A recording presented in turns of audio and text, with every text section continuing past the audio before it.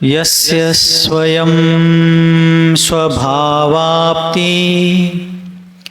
रभावे कृत्स्नकर्मणः तस्मै संज्ञानरूपाय नमोस्तु परमात्मने। नमोस्तु शुद्धात्मने। नमोस्तु गुरुरात्मने। पंकनहि पंकज बनु मुक्ता बनु नसीप दीप बनु जलतारहूँ गुरुपद पद्म समीप। नमो भारती भ्रम मिटे ब्रह्म बनु मैं बाल भार रहित भारत बने भास्वत भारत भाल। भार रहित भारत बने भास्वत भारत भाल। पंच परमेष्ठी भगवान की, द्वादशांग जिनवानी माता की, परम पूज्य अध्यात्म महर्षि आचार्य भगवान श्री पूज्य पाद मुनि महाराज की, चारित्र्य चक्रवर्ती मुनिकुल पितामह योगींद्र चूड़ामणि धर्म साम्राज्य नायक 20वीं शताब्दी के प्रथम आचार्य भगवान श्री शांति सागर जी मुनि महाराज की, दीक्षा गुरु शांत मूर्ति वात्सल्य रत्नाकर गुरुवर आचार्य भगवान श्री सन्मति सागर जी मुनि महाराज की, परम पूज्य आचार्य वर्य श्री वर्धमान सागर जी मुनि महाराज की, अहिंसा परमो धर्म की।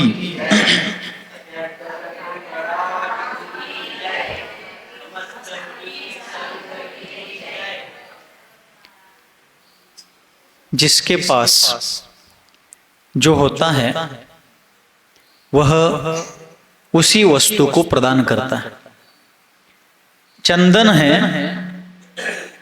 तो चंदन पास आने वाले को सुगंधि ही प्रदान करता है। समझा लगले का नहीं? मग चंदन है, वह चंदन समीप आने वाले को सुगंधि ही प्रदान करता है। और किसी प्राणी की मृत्यु हुई है, उसका शरीर मरा पड़ा है रास्ते के किनारे, तो वहां से जाने वाले को दुर्गंधि ही मिलेगी। जिसके पास जो होता है वह वही प्रदान करेगा। इसीलिए आचार्य पूज्यपाद जी महाराज इष्टोपदेश परमागम में यह बात बहुत जोर दे करके कह रहे हैं कि अज्ञानी व्यक्ति की उपासना करने पर अज्ञान की ही प्राप्ति होगी। क्या होगी? अज्ञानी की संगति करने पर अज्ञान की ही प्राप्ति होगी और ज्ञानी की सेवा करने पर ज्ञान की ही प्राप्ति होगी। इसलिए कुछ दिन पहले हमने कहा था कि आचार्यों ने, नीतिकारों ने कहा है कि अज्ञानी का शिष्य बनकर स्वर्ग में जाने के बजाय ज्ञानी का शिष्य बनकर नरक में जाना अच्छा है। ज्ञानी का शिष्य नरक में नहीं जाएगा, लेकिन अज्ञानी का शिष्य बनकर स्वर्ग में जाकर के भी वो दुख का पात्र बनेगा। ज्ञानी का शिष्य बनकर नरक में जाना भी फायदे वाली बात है। यानी संगती किसकी करनी चाहिए? कोणाच्या सानिध्यात आलं पाहिजे, कोणाच्या सोबत राहिलं पाहिजे, हे अत्यंत महत्वपूर्ण है। आप लोग जब अस्वस्थ हो जाते हैं, रोगी बन जाते हैं, या कोई भी व्यक्ति रोगी बन जाता है, तो किसके पास जाता है? डॉक्टर के पास। माणसांच्या का मसरांच्या? आप बीमार होने पर डॉक्टर के पास जाते हैं, मनुष्य के डॉक्टर के पास जाते हैं या वेटरनरी डॉक्टर के पास जाते हैं? पक्का? वेटरनरी के पास नहीं जाते? नहीं जाते। तो वहां मनुष्य का डॉक्टर ऐसा नहीं लिखा रहता है, उसकी डिग्री होती है, BAMS, BHMS, स्त्री रोग विशेषज्ञ, बाल रोग विशेषज्ञ इत्यादि इत्यादि सब लिखा रहता है। उसकी डिग्री के अनुसार हम समझ लेते हैं कि हमारा इलाज ये व्यक्ति कर पाएगा, वो नहीं करेगा। कोई मनोरुग्ण है और वो गया है हृदय रोग विशेषज्ञ के पास, हार्ट स्पेशलिस्ट के पास गया है, क्या उपयोग? मनोरोगी को मनोवैज्ञानिक मनोचिकित्सक डॉक्टर की आवश्यकता है, उसको उसी के पास जाना चाहिए, तब उसको लाभ होगा। जिसको पेट दर्द हो रहा है वह व्यक्ति बाल रोग विशेषज्ञ के पास जाकर के काम हो सकता है उसका? नहीं। पेट दर्द वाला, सर्दी जुकाम वाला, जिसका जो इलाज करेगा उसी वैद्य के पास, डॉक्टर के पास जाकर के काम या लाभ को प्राप्त कर सकता है। उसी प्रकार आप और हम अनादि काल से चतुर्गति संसार में, पंच परावर्तन स्वरूप संसार में अनंतों बार जन्म मरण का दुख भोग करके भटकते भटकते आज यहां तक आकर पहुंच गए हैं। इल्लिबंध हाथी देवी। अब यहां इस संसार से यदि मुक्त होना है, चारों गतियों के परिभ्रमण से यदि छुटकारा पाना है, तो किनकी शरण में जाना चाहिए? दुनिया के हर धर्म संप्रदाय में, हर जाति में सभी ने अपने अपने भगवान मान लिए हैं। फिर एग्जैक्टली किसी के पास जाना चाहिए? किसकी संगति में, किसकी शरण में जाना चाहिए? सच्चे देवशास्त्र गुरुओं के? नहीं। हर धर्म संप्रदाय वाले कहते हैं कि हमारे ही देवशास्त्र गुरु सच्चे हैं। अब कैसा करेंगे? इसलिए हमारे देव के लक्षण में कहीं पर भी सच्चा ये शब्द नहीं आता। वीतरागी सर्वज्ञ हितोपदेश। सच्चे देवशास्त्र गुरु हर संप्रदाय वाले कहते हैं हमारी ही सच्चे, आमचंच खरंच। सभी कहते मेरा सो खरा, उससे काम नहीं होगा। जो वीतरागी सर्वज्ञ हितोपदेशी है, ऐसे देव जो ज्ञान दर्शन की आराधना में, रत्नत्रय की साधना में लगे हुए हैं और आरंभ परिग्रह आदिकों से रहित है, ऐसे निर्ग्रंथ गुरु और देव अर्थात अरहंत भगवान की जो वाणी है, जिनवाणी है, ऐसे देव शास्त्र गुरुओं की संगति में आएंगे, उनकी सेवा अर्थात उनकी आराधना करेंगे, तो उनकी संगति और आराधना के फल स्वरूप तत्काल या कालांतर में, त्याच वेळी किंवा नंतर हमें रत्नत्रय की प्राप्ति और परंपरा से निर्वाण सुख की प्राप्ति इत्यादि सभी चीजें प्राप्त हो जाएगी। इसलिए संगति का असर बहुत गहरा होता है, बहुत प्रभावशाली होता है। किसकी संगति में रहना चाहिए, किसकी संगति करनी है, हमें जैसा बनना है उसकी संगति में रहना चाहिए। साधा सिंपल समीकरण है। संसार में भटकना है तो फिर वैसे लोगों की संगति कीजिए। उससे पार होना है तो जो पार हो चुके हैं और जो पार होने के लिए प्रयास कर रहे हैं उनकी संगति में रहना चाहिए। बरोबर है क्या? पटा लागले ना? पटलं तर होय म्हणा, नाही तर सोडून द्या। आमचंच ऐका असा आमचा कधी ठेका नाही, आणि आम्ही जे सांगालो ते आमचं कुठं आहे? देवशास्त्र गुरूंचं आहे। आम्ही जर आमच्या मताचं, आमच्या मनाचं सांगायला लागलो तर अजिबात कधीच ऐकायचं नाही। जो जिनवानीचं सांगतो तोच उपदेश ऐकायचा। इसलिए संगति का बहुत गहरा असर होता है। लगारे सर ने एक ग्रंथ लिखा है, पायसागर महाराज का चरित्र लिखा है, शायद लिखा है ना? तो पायसागर जी महाराज आचार्य शांति सागर जी महाराज के शिष्य हुए। यहाँ आए थे क्या पायसागर जी महाराज? बोरगांव में आए थे, आए होंगे दशकों के पहले। 1952 में यहां पर आए थे पायसागर जी महाराज। देखिए कितनी पुरानी घटना। तो पायसागर जी महाराज कहते हैं कि मैं पाप सागर था। मैं कौन था? मैं पाप सागर था। आचार्य शांति सागर जी महाराज ने मुझे पाप सागर से पाय सागर बना दिया। ये उनकी संगति का असर है। आचार्य विद्यासागर जी महाराज ने मूक माटी महाकाव्य में संगति का प्रभाव क्या होता है उसके बारे में बहुत मार्मिक बात कही है। कळा लागले ना? मस्त शाळा शिकल्यासारखं टीव्ही बघत असतंय। तो आचार्य महाराज ने, महाकवि आचार्य महोदय ने मूक माटी में लिखा, संत समागम की यही तो सार्थकता है। क्या कहते हैं? समागम मतलब सानिध्य। संत समागम की यही तो सार्थकता है कि संसार का अंत दिखने लगता है। संत समागमाची सार्थकता कशात आहे हो? साधू संतांच्या सानिध्यात कशासाठी जायचं? महाराज नमकुशिक जरा उरी बंदाव, जरा पिंचिली वडील. हे पिंची म्हणजे ते धूप घालत येणाऱ्या फकीराच्या हातातला जोडगा आहे. यान व्हाई क्या व्हारे जरा नक्स खातीत रे, इल्ली अक्काबाई बरताळ लगेच. हा बंद होगी तळू.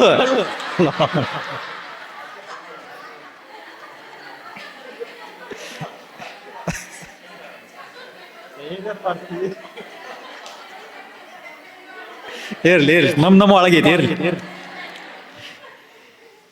संत समागम में किस लिए जाना है?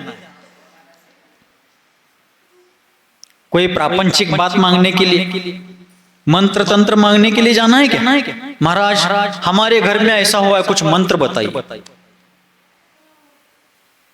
सभी दुखों के शांति का, सभी दुखों के अंत का एक ही महामंत्र है, सम्यक दर्शन ज्ञान चारित्राणि रत्नत्रय स्वरूप मोक्ष मार्ग. एकमेव ऐसा उपाय है जो शारीरिक दुख, मानसिक दुख, वाचिक दुख, आत्मिक दुख, सभी प्रकार के दुखों का अंत करने वाला एकमेव उपाय है, एकमेव महामंत्र है मोक्ष मार्ग. और गुरुओं की संगति में इसीलिए जाना है. तो आचार्य महाराज ने कहा, संत समागम की यही तो सार्थकता है कि संसार का अंत दिखने लगता है. समागम पाने वाला अर्थात संगति में, सानिध्य में आने वाला, समागम पाने वाला तुरंत साधु संयत बने ना बने, संतोषी अवश्य बनता है. साधु संतों की संगति में आने वाला तुरंत उनके शरण में आकर, संगति में आकर त्वरित शीघ्र ही तत्काल ही रत्नत्रय धारक बने, ये कोई कंपलसरी नियम नहीं है. किंतु निर्घ्रंथ दिगंबर मुनीषों का सहज शांत जीवन देख करके समागम पाने वाला, सन्निधि में आने वाला भी समाधान, संतोष का लाभ अवश्य लेता है. इसीलिए साधु संतों के पास आना चाहिए. नहीं तो प्रापंचिक जीवन में किसी ना किसी प्रकार की तकरार, किसी ना किसी प्रकार की समस्या, कोई ना कोई अड़चन, कोई ना कोई प्रॉब्लम हमेशा रहेगा. समस्या का नाम ही संसार है. अतः हमें उनकी संगति में जाना है जिनकी संगति से हम भव पार हो सके. पार होना है क्या? नहीं, संसार से पार नहीं होना है. चलो अर्ज कही थी, दनगोळा, करगोळा, पारगोळा, पशु पार होना है. चतुर्गति परिभ्रमण से हमें शीघ्रातिशीघ्र पार होना है. अनादिकाल से बहुत बार ये सारा दुख भोगा है और इसके जिम्मेदार हम स्वयं हैं, क्योंकि हमने पूर्वोपार्जित कर्म के उदयवश अपने ही अज्ञान और मिथ्यात्व के कारण कुदेव, कुशास्त्र और कुगुरुओं की संगति की है. जो स्वयं संसार में भटक रहे हैं, हम संसार से पार होने के लिए उनकी शरण में जा रहे हैं. कैसे पार होंगे? नदी के पार जाना है. किसके पार जाना है? नदी के पार जाना है. बोरगांव से बेड़क्याळ जाना है. बोरगांव से अब बीच में कौन सी नदी पड़ेगी? दूधगंगा नदी पड़ेगी. अब मान लो वहां पर शरदवाड़ के पास कोई ब्रिज नहीं है, पुल नहीं है, तैरना भी किसी को स्विमिंग नहीं आता है. अब पार करने का साधन क्या है? नाव है, नौका है. अब नौका में बैठे हैं हम, लेकिन बैठते समय ये सोचा नहीं है, विवेक लगाया नहीं कि ये जो नाव है उस तरफ जाने के लिए हम जिसमें बैठे हैं वो लकड़ी की है क्या पत्थर की है?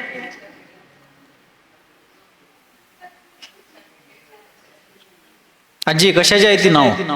भंगार की है.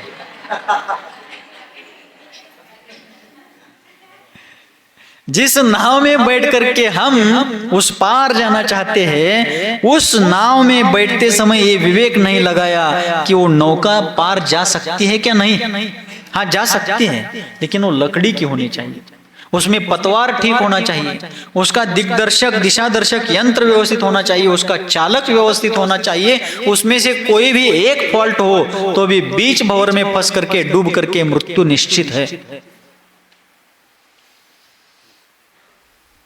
अतः आचार्य कहते हैं, और साथ साथ लकड़ी की भी है, पतवार अंदर ते वल्ले काय म्हणतात कन्नड मध्ये, हावले हावले, आडनाव कोणाचं आहे का हावले? शिरदवाड मध्ये आहेत हावले, बोरगावात पण आहेत। बरं झालं, हावले मारायचं म्हटल्यावर आम्हाला मारा लागलाय का म्हणणार तुम्ही? ये सब भी है, इसमें से कोई एक भी कम हो तो भी वो लकड़ी की नाव जैसे तैसे भी पानी के फ्लो पर उस तरफ जा सकती है, संभव है। कोई ये फॉल्ट हो तो भी संभव है कि उस तरफ पहुंच जाए, लेकिन पत्थर की नाव, पाषाण की नौका किसी भी हालत में इस तरफ से उस तरफ, इस पार से उस पार नहीं पहुंच सकती। कुदेव शास्त्र गुरुओं की शरण में जाना यानी नदी से पार होने के लिए पत्थर की नौका में बैठने के समान है, जो स्वयं भी डूबेगी, बैठने वालों को भी लेकर डूबेगी। अतः देव रागी नहीं, वीत रागी होने चाहिए, और गुरु अच्छे नहीं सच्चे होने चाहिए। गुरु कैसे होने चाहिए? लोगों को अच्छे गुरु अच्छे लगते हैं, आने पर मंच पर बुलाकर हमारा सम्मान करवाते हैं, हमारा नाम लेते हैं, हमारा वाह वाह करते हैं। ठीक है, वो भी मैं उस पर ऑब्जेक्शन क्यों करूं, जिनका जैसा है वो उनके साथ। किंतु गुरु अच्छे लगने वाले नहीं, जो सच्चे हैं, जो स्वयं मार्ग पर चल रहे हैं, शरणागत को सच्चा मार्ग दिखा रहे हैं, वे ही गुरु सच्चे गुरु हैं। इसलिए गुरु अच्छे नहीं सच्चे होने चाहिए। इस प्रकार संगति का असर होता है, और जिसके पास जो होता है वह शरणागत को, पास आए हुए व्यक्ति को वही प्रदान करता है। यह संगति का असर है। तो शिष्य आचार्य पूज्यपाद जी महाराज को प्रश्न करता है कि हे गुरुदेव, आप कहते हैं कि मुनियों की, ज्ञानियों की संगति कीजिए। आचार्य महाराज ने कहा कि अज्ञानी की संगति मत करो, ज्ञानी की संगति करो, क्योंकि अज्ञानी अज्ञान देगा और ज्ञानी ज्ञान देगा। तो आपने कहा ज्ञानियों की संगति करो। तो आत्मलीन जो ज्ञानी है, आत्म साधना में, आत्म आराधना में तल्लीन ऐसा जो ज्ञानी है, अर्थात मुनि है, जो रत्नत्रयधारी है, उसको आत्म ध्यान का क्या फल मिलता है? किसका फल? आत्म ध्यान का फल क्या मिलता है? ऐसा प्रश्न पूछने पर आचार्य पूज्यपाद महाराज इष्टोपदेश के 24वें श्लोक के माध्यम से उस शिष्य के प्रश्न का उत्तर देते हैं। कड़ा लग लेना, मेरे पीछे पीछे आप लोग भी बोलेंगे, ठीक है? परिषहाद्य विज्ञाना दास्रवस्य निरोधिनी जायते ध्यात्म योगेन कर्मणामाशु निर्जरा। परिषहाद्य विज्ञाना दास्रवस्य निरोधिनी जायते ध्यात्म योगेन कर्मणामाशु निर्जरा। आचार्य कहते हैं अध्यात्म योगेन, किसके योग से? अध्यात्म में लीन होने से, आत्मा का चिंतन करने से, आत्मा का ध्यान करने से। अब पहले अध्यात्म शब्द का अर्थ समझ लेते हैं। बहुत बार अपन अध्यात्म अध्यात्म अध्यात्म कहते हैं। अध्यात्म शब्द का शब्दार्थ क्या है? दो शब्दों की संधि करने पर, दोन शब्द जोडल्यानंतर अध्यात्म शब्दाची उत्पत्ती होते। अधिकार शब्द है ना, अधिकार में शुरुआत में दो अक्षर है अधि, तो अधि का अर्थ है निकट, पास में, जवळ, समीप। अधि प्लस आत्म, दोनों को जोड़ने पर अध्यात्म शब्द बनता है। अधि प्लस आत्म, दोनों को जोड़ने पर कौन सा शब्द बना? अध्यात्म। तो अधि यानी निकट, पास, समीप में, किसके समीप? आत्मा के समीप में, आत्मा में। तो कौन है आत्मा? जो ज्ञान दर्शन चैतन्यमयी है। इस देह में होकर के भी देह से भिन्न स्वभावी, देह से भिन्न अस्तित्व वाला है। इंद्रियों के माध्यम से सुनते देखते हुए भी जो अतीन्द्रिय स्वभावी है, जो अनादि अनंत है, अजर अमर अविनाशी स्वभावी है, ऐसा अनंत गुणों का स्वामी, अनंत गुण पर्याय वाला जो चैतन्यमयी द्रव्य है, वह आत्मा है, वह जीव है। आत्मा कहो जीव कहो एक ही बात है। तो आप कौन है? आत्मा है क्या जीव? आत्मा है क्या पुद्गल है? कौन है आप? आत्मा और जीव एक ही बात है। पानी म्हणा, जल म्हणा, नीर म्हणा, एकच की। तो आप आत्मा है क्या पुद्गल है? मागचे महाराज पुढच्यांचं बघून मग आम्ही सांगतो काय आहे। संसार में जो जो वस्तु, अखिल विश्व में जो जो पदार्थ संवेदनशील है, दुख से डरने वाला है, सुख को चाहने वाला है, और अच्छा बुरा, सुख दुख, अपना पराया, संसार मोक्ष इत्यादि बातों को सोचने में, जानने में, समझने में, अहित का त्याग करने में, हित का ग्रहण करने में समर्थ है, ऐसा चैतन्यमय कोई भी पदार्थ है वो सब जीव ही है। ये जो दिख रहा है ये जीव नहीं है, ये देह है पुद्गलमयी। लेकिन इस पौद्गलिक देह में ज्ञान दर्शन चैतन्य स्वरूपी जो है वह जीव है, और वो जीव ही मैं हूं, वो जीव ही मैं हूं। ये देह मैं नहीं हूं, मैं देह में हूं, मैं देह में हूं, मैं देह नहीं हूं। मी देहात आहे पण मी देह नाही, ನಾ ಶರೀರದೊಳಗಿದೇನು ಆದ್ರೆ ನಾನು ಶರೀರ ಇಲ್ಲ। ತಿಳಿತಾ ಇದೆ? ओके।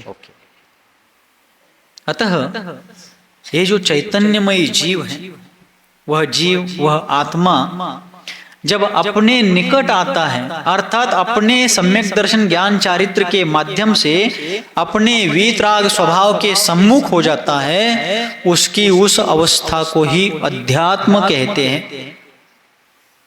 अथवा उसकी ओर, अपने स्वभाव की ओर जाने के लिए जो जो उपक्रम किया जाता है उसे स्थूल या सूक्ष्म दृष्टि से यथा योग्य अध्यात्म कहा जाता है। कंटाळा आलाय का? गोष्ट सांगू राजा राणीचे?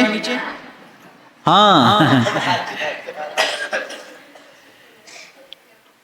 कथा कहानियां भी बताएंगे, किंतु सिर्फ कथा सुनकर व्यथा मिटने वाली नहीं है, तत्व का निर्णय करना चाहिए। वास्तविकता क्या है, वस्तु स्वरूप क्या है, मैं एग्जैक्टली कौन हूं, इस बात का यथार्थ निर्णय करके उसका यथावत श्रद्धान करना ही सम्यक दर्शन है, और सम्यक दर्शन ही मोक्ष मार्ग का कर्णधार है। तो आचार्य महाराज कह रहे हैं कितने बजे? अध्यात्म योगेन, अध्यात्म साधना के कारण, आत्म ध्यान के कारण, आत्मलीनता के कारण, परिशहादि अविज्ञानात्, जब कोई निर्घ्रंथ योगीश्वर, जब कोई निर्घ्रंथ मुनि महाराज संपूर्ण राग द्वेष संकल्प विकल्पों से निवृत्त होकर के अपने आत्म ध्यान में लीन हो जाते हैं, तब उनको परिशहों का भी अनुभव नहीं होता। क्या नहीं होता? चारित्र चक्रवर्ती, महामहिम, महाश्रमण आचार्य महोदय शांति सागर जी महाराज, जब उनको किसी ने पूछा कि महाराज क्या आपको ध्यान लगता है, तो महाराज बड़े धीर वीर थे, अपने बारे में वो वक्तव्य नहीं करते थे, लेकिन श्रोता के द्वारा पुनः पुनः आग्रह पूर्वक पूछने पर उन्होंने कहा कि वत्स, जब मैं ध्यान में लीन होता हूं तब कोई आकर के मेरी उंगली भी काट दे तो भी मुझे पता नहीं चलेगा। कितनी एकाग्रता होगी। कितनी तल्लीनता होगी। और ये सिर्फ उन्होंने कहा नहीं है, अनेकों बार उनकी चर्या से सिद्ध हुआ है। एक बार वे योगींद्र, वे महामुनीश एक गांव में थे और वे क्या करते थे, आहार के लिए और सिर्फ प्रवचन के लिए ही गांव में रहते थे। यहां बोरगांव में भी उनके साथ एक घटना घटी है। ते काठीनं झोडपलेले इथंच झाले ना का कोगनोळीला झाले, कोन्नूरला? हाँ। और जब वे किसी भी गांव में रहते थे, सिर्फ आहार के लिए और प्रवचन के लिए थोड़ा समय ही गांव में रहते थे। बाकी संघ का स्वाध्याय, प्रायश्चित आदि क्रिया होने के बाद ज्यादातर काल वे गांव के बाहर गुफाओं में रहते थे। एकांत साधना, विविक्त शय्यासन नाम का तप और उसके साथ अनेकों प्रकार के तप करते थे। ऐसे ही एक बार वे यतीन्द्र एक गांव के बाहर अपना जैन मंदिर था, उस मंदिर में ध्यान के लिए गए थे। और मंदिर गांव से थोड़ा दूर था और मंदिर के आसपास जंगल जैसा परिसर था, बहुत पेड़ वगैरह थे। वन्य पशुओं का भी, जंगली पशुओं का भी वहां आना जाना थोड़ा बहुत कम ज्यादा रहता था। तो आचार्य महाराज गए। शाम के समय जा करके वे मंदिर में भगवान का दर्शन, देव वंदना करके अपने सारे प्रतिक्रमण आदि आवश्यक क्रियाओं के उपरांत सायंकालीन सत्र में सामायिक के लिए गर्भगृह में खड़गासन से खड़े हो गए। भगवान की वेदी के पास में ही ध्यान साधना के लिए खड़गासन मुद्रा में आत्म तल्लीन हो गए। उसी दौरान उस मंदिर के जो पुजारी थे, ज्यांना अपन पंडित म्हणतो, उन्होंने क्या किया, उस समय इलेक्ट्रिक लाइट्स वगैरह नहीं थे, तो उन पंडित जी ने, उन पुजारी जी ने गर्भगृह में जो दीपक था, रहता है अपने यहां मंदिरों में, उसमें घी डाल दिया, घी, तुप्पा, और घी डाल दिया। लेकिन वहां उजाला कम होने के कारण वहां उसमें कितना भर गया है वो पता नहीं चला, और उसमें से डालते डालते बहुत सा घी नीचे गिर गया। वो डाल दिए और चले गए ताला लगा करके। आचार्य महाराज वहां खड़े थे ध्यान के लिए। थोड़ी देर में पंडित जी चले जाने के बाद उस घी को सैकड़ों चींटियां, इरविगड़ू, वहां इकट्ठा हो गई, और उन सैकड़ों चींटियों ने कुछ ही देर में वो सारा घी खा लिया। वो घी खाने के बाद अब उनकी भूख तो शांत हुई नहीं थी, तो चींटियां इधर उधर अपना भक्ष खोजते खोजते आचार्य महाराज के पास पहुंच गए। उनके पास कैसे कैसे जीव पहुंचे, जो संसार के दुख से त्रस्त थे, चतुर्गति से छूटना चाहते थे, वे भी आ गए थे। कोई उपद्रव करने के लिए भी राजा खेड़ा में आया था उनके पास, कोई उपद्रव दूर उपसर्ग हटाने के लिए भी आए थे, कोई उनको अपना भक्ष्य समझ करके भी आए थे। और द्रोणागिरी पर्वतराज पर शाम के 6 बजे से दूसरे दिन 8 बजे तक 14 घंटे 14 तास वनराज सिंह उनके चरणों में आज्ञाधारक शिष्य के समान बैठा था। ऐसे वे महामहिमावंत आचार्य महाराज थे। आपल्या डोळ्यापुढे साधं चिलटा आलं तर आपण किती त्याला सारखं हाकलतो, नरजा डासा आदा इदा बिड्रे साधे सन नर्ज बत्र बिनोर सारखे आकडे इकडे मारते। उनके चरणों में 14 घंटे सिंह बैठा रहा। एक आज्ञाधारक अनुशासित शिष्य की तरह वे डरे नहीं। लोग टीवी में सिंह देखते हैं तो टीवी से दूर बैठते हैं, कहीं वो स्क्रीन में से बाहर ना आ जाए। छोटे बच्चे वगैरह होते हैं, उनको अभी वो टीवी में है ऐसा जब पता नहीं रहता है तो डर करके पीछे हो जाते हैं। लेकिन साक्षात और यहां बैठा है सब पास में। ऐसे सभी प्रकार के जीव उन योगींद्र के पास आए हैं। जैसे विशाल नदी में छोटे बड़े अच्छे बुरे पानी वाले सभी प्रकार के जल आकर के मिलते हैं, वैसे सभी प्रकार के जीव उनके चरणों में आकर गए हैं। लेकिन शांति सागर महाराज नदी नहीं थे, वे महासागर थे, महासागर, सर्व समावेशक महासागर। और जब मंदिर जी से पंडित जी चले गए, घी गिरा था, घी समाप्त होने पर चींटियां भक्ष खोजते खोजते उन आचार्य महाराज के शरीर पर चढ़ गई, लाल चींटियां, क्या पिरवा। रात भर सैकड़ों चींटियां उनके शरीर को नख शिखांत मतलब शिखा म्हणजे शेंडी, चंडकी अंतेरेला जरा जरा बरक येत नंकंदड़ नख अंद्र काल उग्र चंडकी तक, पैर के नख से लेकर के चोटी तक नख शिखांत, चारों तरफ से उनके शरीर को चींटियां काटने लगी। इतना ही नहीं, उनके शरीर को काटते काटते कुछ कितने ही चींटियों ने उनके पुरुष चिन्ह को भी काट लिया, जिससे रक्त की धारा गिरते गिरते गर्भगृह के चौखट तक पहुंच गई थी। लेकिन शरीर से रक्त की धारा बहते हुए भी जिनके हृदय में शुद्धात्मानुभूति की शुद्धोपयोग के झरने फूटे हैं, उनको उस परिशह उपसर्ग से कोई फर्क नहीं पड़ा। वे कल्पांत काल मरुता चलिता चलेन किम मंदराद्रि शिखरम चलितम कदाचित, सुमेरु पर्वत की तरह वे योगीराज निश्चल रूप से खड़े थे। ऐसे योगी इस काल को और इस क्षेत्र को धन्य करके गए। ऐसे महान आचार्य इस काल में हुए।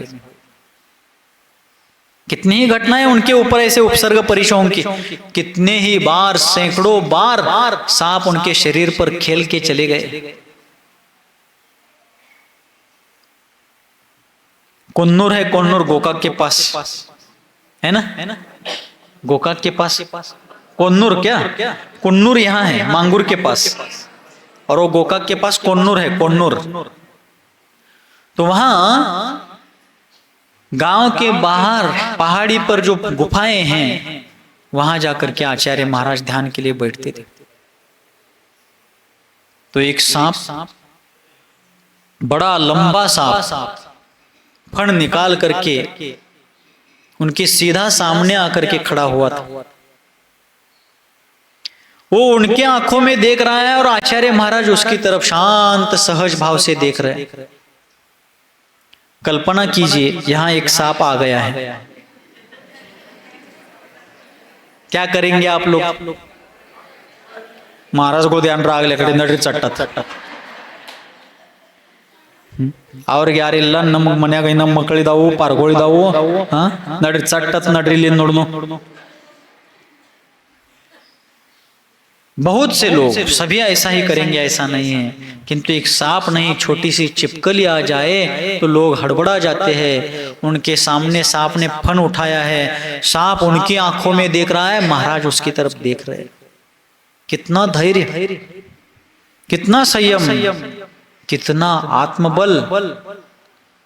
और फिर सुबह जब लोग जाते थे भगवान का दर्शन, अभिषेक पूजन करने के बाद आचार्य महाराज के दर्शन के लिए उन गुफाओं में जाते थे। एक दिन लोग गए तो उन्होंने देखा कि वो सांप महाराज के पास है। वो सांप महाराज को कुछ करे ना, उपद्रव करे ना, उपसर्ग करे ना, इसलिए वो लोग अंदर जाने लगे। तो सांप भी इतना चाप्टर था, वो इधर उधर कहीं नहीं गया। सांप महाराज जो ध्यान में बैठे थे पद्मासन मुद्रा में, उनके जांघों में जाकर के बैठ गया। याडू तोड़ी नडुक किती बेरकी होतं बघा किती।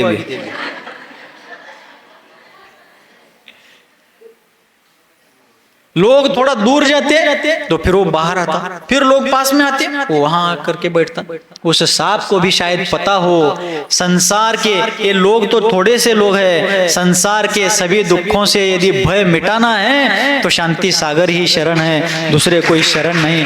कदाचित उसको भी पता चला हो, वो जाकर के वहां बैठ गए।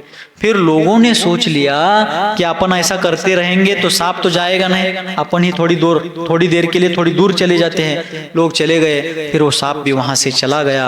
लेकिन महाराज बोले नहीं, आओ रे, मुझे बचाओ रे, इसको भगाओ रे, इसको हटाओ रे। मैं हमेशा कहता हूं हमेशा कहता रहूंगा अंतिम सांस तक। और वो कहते समय मुझे बड़े आनंद की अनुभूति होती है। क्या? कि चतुर्थ काल में भगवान बनना एक अपेक्षा से आसान है। कड़ा लग लेना।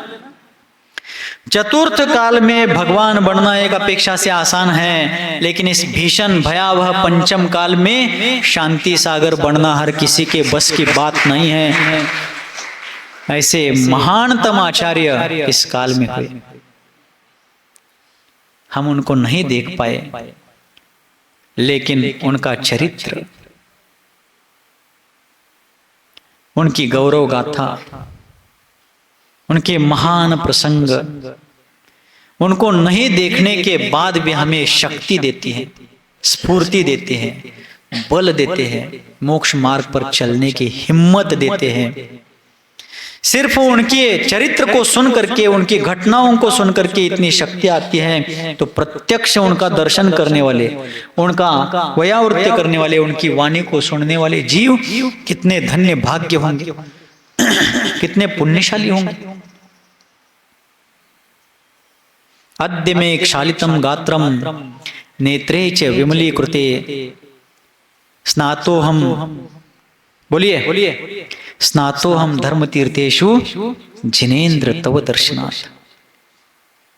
जैसा भगवान के बारे में कहा गया, उसी प्रकार स्नातोहम धर्म तीर्थेषु मुनीन्द्र तव दर्शनात्, ऐसा गदगद अनुभव उन लोगों को हुआ होगा। तो आचार्य महाराज कहते हैं, अध्यात्म योगेन परिशहादि अविज्ञानात्। जब साधक अपने आत्म ध्यान में पराकोटि की विशुद्धि पूर्वक तल्लीन हो जाता है, तो बाहर के उपसर्ग परिशह उसको पता ही नहीं चलते, क्योंकि उपयोग अंतर्मुखी है। कभी कभार अपन भी देखते हैं, क्या देखते हैं? मान लीजिए किसी विचार में हम तल्लीन हैं, कुछ सोच रहे हैं, किसी बात में हम एकाग्र हो चुके हैं, तो कोई हमें पुकारता भी है, यार हड़े वर्द्रनु, यार कर्द्रनु। कोई पुकारने के बाद भी हमें पता तक नहीं चलता, क्योंकि हम किसी सोच में डूबे हुए हैं, किसी काम में तल्लीन हैं, या और किसी काम में व्यग्र है। तो कोई हमें पुकारे, कोई हमें कुछ बताए, तो भी पता नहीं चलता। फिर वो पुकारने वाला, बताने वाला हमें हिलाता है, पुकारता है, शरीर पर, पीठ पर थपकी मारता है, तब कहीं हम हड़बड़ा करके देखते हैं, हाँ बोलिए क्या कह रहे हैं आप? तो पूछता है कहाँ हैं आप? तो फिर हम कहते हैं नहीं, मैं यहीं पर था, कुछ सोच रहा था, कुछ पढ़ रहा था, कुछ कर रहा था। मतलब यदि चित्त की एकाग्रता हो जाए तो आसपास की बातें हमें भी पता नहीं चलती। ये लौकिक हो गया। लेकिन अलौकिक लोकोत्तर साधक जो होते हैं, वे जब ध्यान में लीन हो जाते हैं तो विश्व से विरक्त हो जाते हैं। किससे विरक्त होते हैं? संपूर्ण जगत से विरक्त हो जाते हैं। एकत्व विभक्त आत्म ध्यान में तल्लीन हो जाते हैं। तो प्रश्न ये है, ये सब उनके द्वारा किया जा रहा है, क्या हमें संभव नहीं है? आम्हाला जमणार नाही, नम्मिंद आगू दिली दा आग बहुदू आद्र नौ माड़ंगिल्ला। हम भी ऐसा कर सकते हैं, उनके जितना ना सही, लेकिन उनके जैसा तो कर ही सकते। उन्होंने सिंधु भर के किया है, हम बिंदु भर तो कर ही सकते हैं। क्या नहीं कर सकते? बिल्कुल कर सकते हैं, अवश्य कर सकते हैं। प्रयास हम सबको करना है। तो इस प्रकार अध्यात्म योगेन परिशहादि अविज्ञानात्, परिशहादि का अनुभव नहीं होता है, और उसी समय आश्रवस्य निरोधिनी, आश्रव को रोकने वाली। जब ऐसे साधक आत्म ध्यान में लीन हो जाते हैं, उस ध्यान के फल स्वरूप, उस ध्यान की तल्लीनता के कारण बाहर के उपसर्ग परिशह भी जब उनको पता नहीं चलते हैं, उस ध्यान काल में आश्रव को रोकने वाली। आश्रव किसे कहते हैं? कर्मों के आने को। कहां से आते हैं कर्म? तौर्मनिंदा।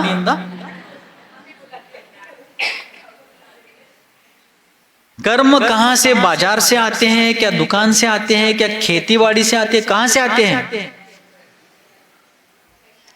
आत्मा के प्रत्येक प्रदेश पर हर जीव को असंख्यात प्रदेश, लोकाकाश प्रमाण असंख्यात प्रदेश प्राप्त है अनादिकाल से.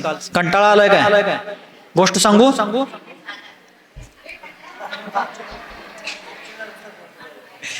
ಹೇಳ್ತೇನೆ ना अजय.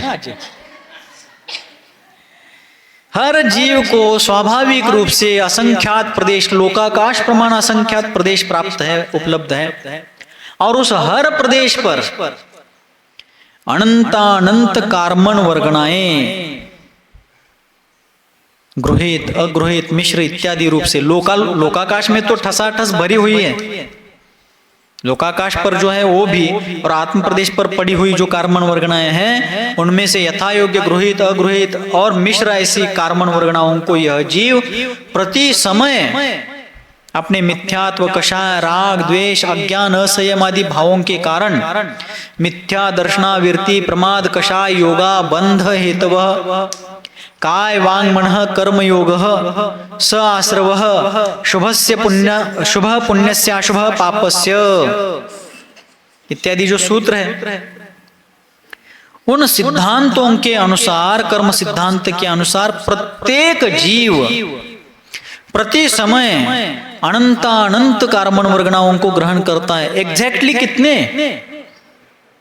जरा जरा तिळकाय त्याला.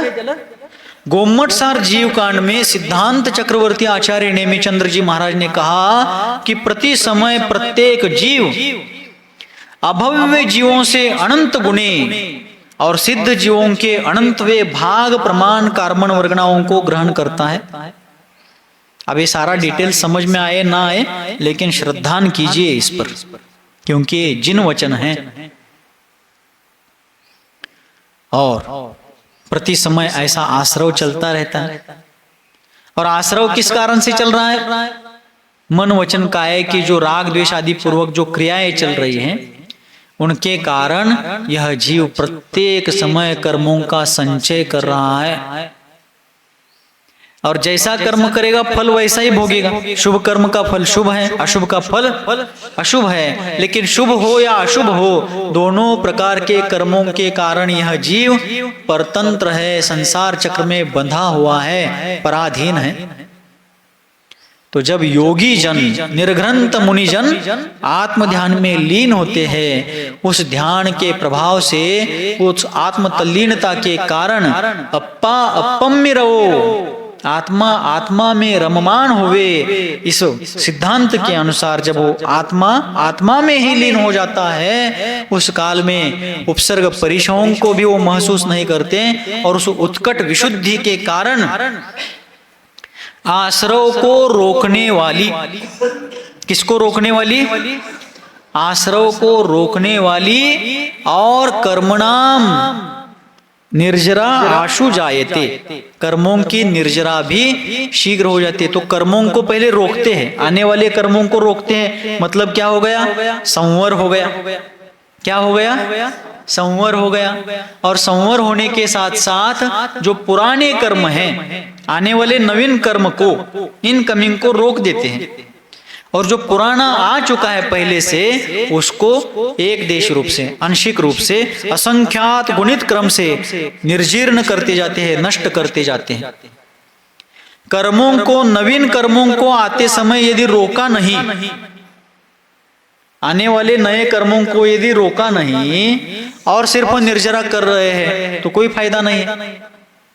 आपल्या मराठीमध्ये एक म्हण आहे, नानीला बोळा म्हणा, नानीला बोळा काय अभ्यास आहे बघा की. आणि तुमचा एवढा अभ्यास आहे म्हणून आम्ही इकडे जास्त यायला बघत नाही.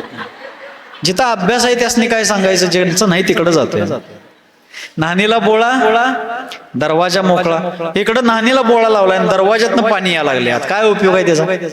उसी प्रकार नए कर्मों का आश्रव हो रहा है, उसको रोके बिना सिर्फ निर्जरा करने से काम नहीं होगा. संवर किसे कहते हैं? नूतन कर्म संचय को रोकना. और निर्जरा किसे कहते हैं? पुराने कर्मों को, पूर्वबद्ध कर्म को, पूर्व संचित कर्म को अपने साधना विशुद्धि आदि के अनुरूप आंशिक रूप से गुणित क्रम से नष्ट करते जाना, निर्जीर्ण करते जाना। ठीक है। तो संवर किए बिना निर्जरा किसी काम की नहीं है। निर्जरा दो प्रकार की है, सविपाक निर्जरा और कौनची कौनची? स्वयंपाक नव, सविपाक निर्जरा आणि अविपाक निर्जरा।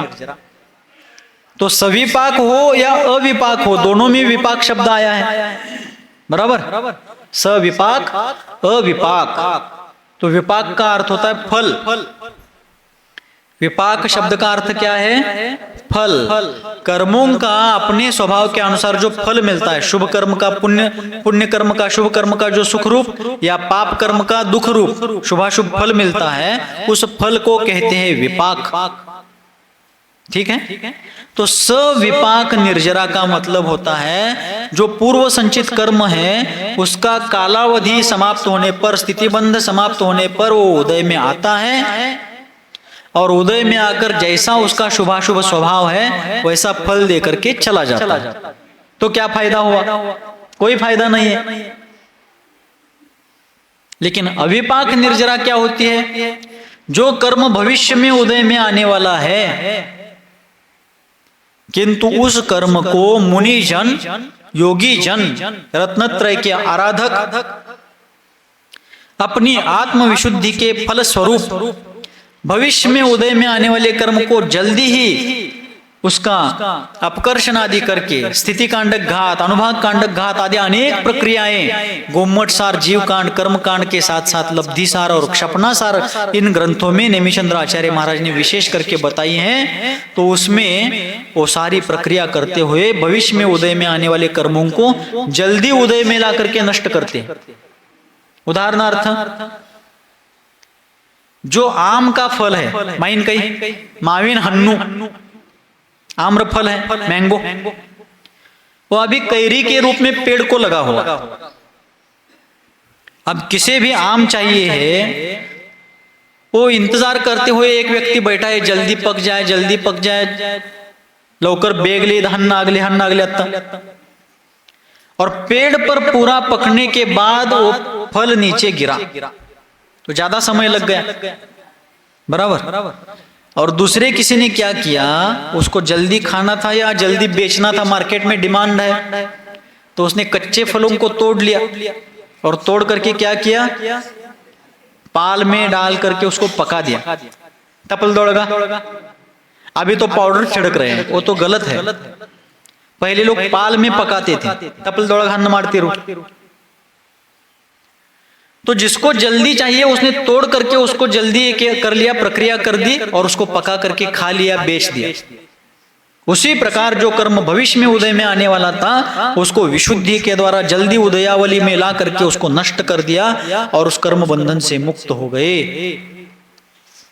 तो हमें मुक्त होना है क्या? नहीं। किन किन को होना है?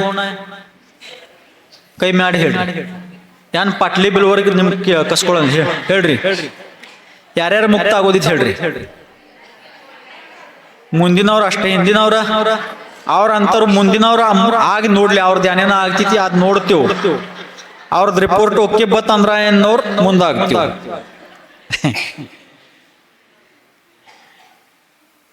ಹಂಗ್ಯಾನಿಲ್ಲ. ಈ ಮಾರ್ಗ ಮ್ಯಾಗ ಯಾರು ಬರ್ತಾರೋ ಅವ್ರದ್ದೆಲ್ಲ ಓಕೆನೋ ಓಕೆ ಆಗೋದಿತ್ತು. इस मार्ग पर जो भी आएंगे उसमें संशय ही नहीं रखना कि भला होगा या बुरा होगा। भला ही भला होने की कला इस मार्ग में सिखाई जाती है। इसलिए इस मार्ग पर आने का पुरुषार्थ हम सबको करना है। ठीक है।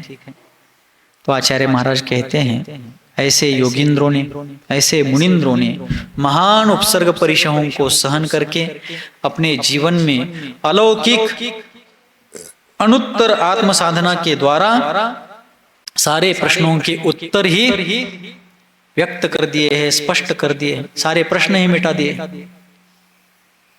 तो हम सबको भी संसार भ्रमण से यदि मुक्त होना है तो उस मार्ग पर आना ही पड़ेगा, उस मार्ग पर चलना ही पड़ेगा।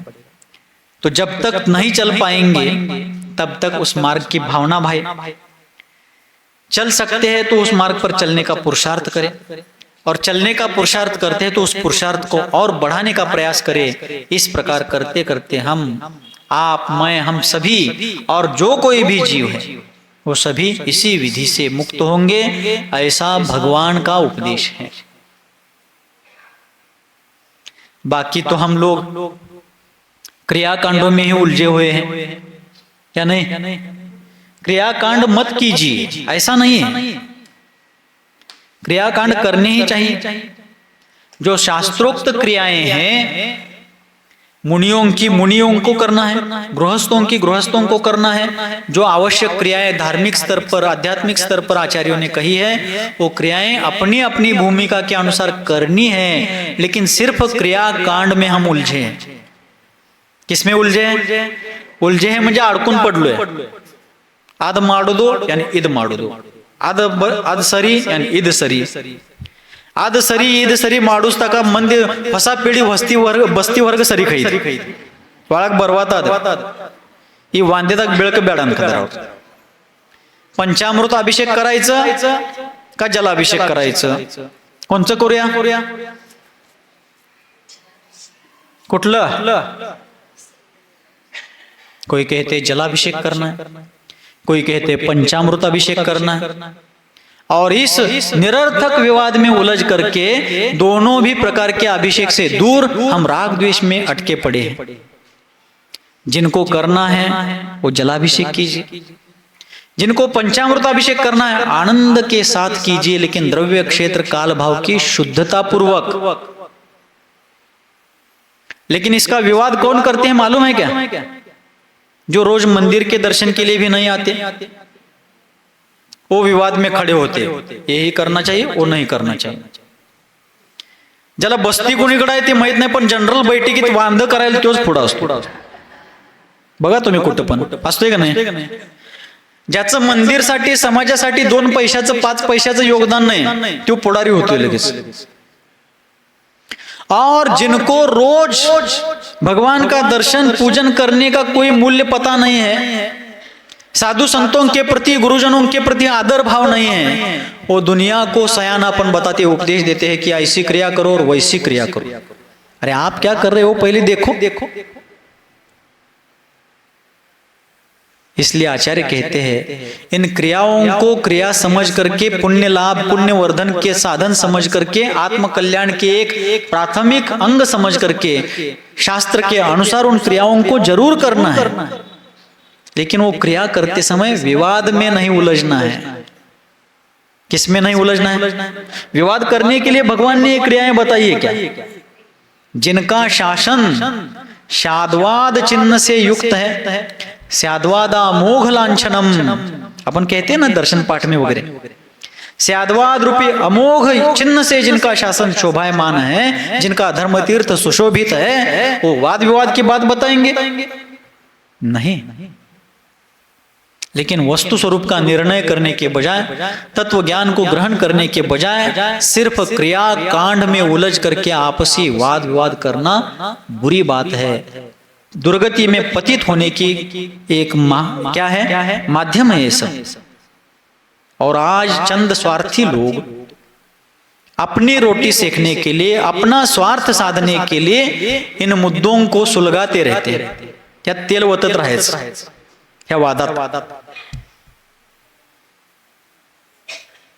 इसलिए अध्यात्म की ओर बढ़ना है तो इन सभी विकल्पों से, इन राग द्वेषों से, इन सारे वाद विवादों से आगे जाकर के जिनको जो क्रिया करनी है, पंचामृत जरूर कीजिए, जलाभिषेक जरूर कीजिए, सिर्फ द्रव्य क्षेत्र काल भाव की शुद्धता पूर्वक विवेक से सहित होकर के पाप का क्षालन और पुण्य का पालन करने के लिए करना है, विवाद करने के लिए नहीं। ओके, बराबर है? पटलं तर होय म्हणायचं, नाही तर सोडून द्यायचं। एक बात ये हुई। दूसरी एक बात आग्रह पूर्वक कहना चाहता हूं, वैसे हर गांव में कहते आ रहा हूं, आज आप लोगों को भी बताऊंगा। इस वर्ष और अगले वर्ष 2026-27 में ऐसा सुनने को मिल रहा है कि भारत सरकार के द्वारा जनगणना होने वाली है। क्या होने वाली है? जनगणना होने वाली है। तो जनगणना के समय तो करना ही है, लेकिन रोज के रोज भी जब कहीं किसी भी विद्यालय में आपके बच्चों को एडमिशन देना हो, कॉलेज में जाना हो, या आपका कोई आधार कार्ड, इलेक्शन कार्ड बनाना हो, या कोई भी डॉक्यूमेंट्स बनाने हो, कागज पत्र ज्याला मराठीत म्हणतो आपण, उसमें अपना नाम, परिवार के किसी सदस्य का नाम लिखना है तो सबसे पहले अपने नाम के आगे जैन लिखना है। शांतिनाथ लगारे नाही, शांतिनाथ जैन थोडं लगारे, बरोबर काय? कोण कोण करणार? नाही नाही नाही, नक्की शेजाऱ्यांची शपथ आहे तुम्हाला। अपने नाम के आगे पहले जैन लिखना, फिर आपका जो उपनाम हो, गोत्र हो, लिखिए। और जनगणना में इसी प्रकार नाम लिखना है, अपने नाम के आगे जैन, फिर उपनाम, और वहां उसमें जो धर्म का कॉलम आएगा, आप कौन से धर्म के हैं तो हिंदू जैन लिखना है। जैन धर्म हिंदू धर्म की शाखा है। शाखा म्हणजे फांदी, ठांपे। जैन धर्म फांदी आहे। जैन धर्म कुठल्या झाडाची फांदी नाही, तो स्वतंत्र एक कल्प वृक्ष है, ऐसा आमचा धर्म है। हमारा धर्म किसी धर्म की शाखा नहीं, हमारा धर्म एक वृक्ष ही नहीं, कल्प वृक्ष है। इसलिए किसी भी व्यक्ति को उस धर्म के कॉलम में हिंदू जैन नहीं लिखना है, सिर्फ जैन लिखना है। हाँ, जो हिंदू भाई है हम उनका आदर करते हैं, वे हमारे हैं, उनके सुख दुख में हम शामिल होते हैं, वो हमारे इसमें शामिल होते हैं, नो डाउट, नो ऑब्जेक्शन। लेकिन धर्म के कॉलम में सिर्फ और सिर्फ जैन ही लिखना है, अपने नाम के आगे जैन लगाना है। कौन कौन करणार सांगा बरं? मधले महाराज एकेकाच होऊ दे क्या दी, सभी को प्रयास करना है। हमारे पूर्वाचार्यों ने, हमारे पूर्वजों ने इस धर्म को, इस संस्कृति को, इस सिद्धांत को, इस सभ्यता को बचाने के लिए, इसको संरक्षित और संवर्धित करने के लिए अपने प्राणों को दांव पर लगाया। बहुत सारे पूर्वाचार्य छोड़ दीजिए, आचार्य शांति सागर जी महाराज का जीवन ही देख लीजिए, उन्होंने कितने बार प्राण संकट में डाल दिए थे इस धर्म के लिए, क्योंकि उनको प्राण से भी धर्म प्राण प्रिय था। तो हमें उनके जैसा कुछ बलिदान नहीं देना है, बस उन्होंने जो किया है उसको सिर्फ बचाना है। पक्का? डन। सभी लोग क्या करेंगे? अपने नाम के आगे जैन लिखेंगे, और जनगणना के धार्मिक कॉलम में भी जैन ही लिखेंगे, धर्म के कॉलम में। पक्का? सभी लोग जिम्मेदारी से काम कीजिए। आज लोगों में भ्रम फैलाया जाता है कि भारत में जैनों की संख्या सिर्फ 40-45 लाख है। नहीं, हम करोड़ों में हैं, लेकिन कौन पाटिल लगा रहा है, कौन लगारे लगा रहा है, कौन मखदूम लगा रहा है, कौन चौगुले लगा रहा है, कौन गुलगुले लगा रहा है, कौन और कोई लगा रहा है। ठीक है, वो भी ठीक है, लेकिन पहले जैन। पक्का? 100%। चलो बोलिए गुरुवर आचार्य भगवान श्री सन्मति सागर जी मुनि महाराज की।